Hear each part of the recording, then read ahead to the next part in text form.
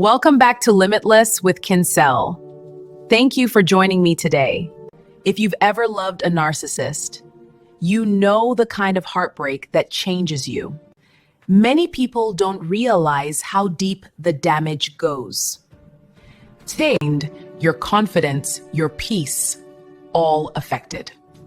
Healing from a narcissist isn't just recovery, it's rediscovering yourself again. So today, let's talk about something deep. How to heal after a narcissistic relationship. Firstly, give yourself permission to feel. The hurt, the confusion, the betrayal, all of it is valid. Create distance, physically, emotionally, digitally. No contact is not rejection, it's self-rescue. Start rebuilding the pieces of yourself they tried to dim.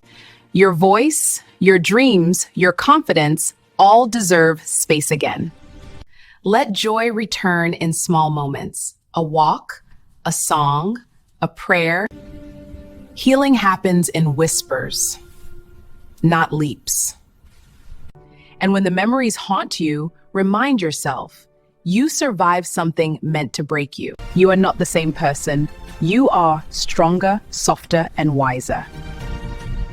If this touched your heart, like, subscribe for more healing, truth, and growth.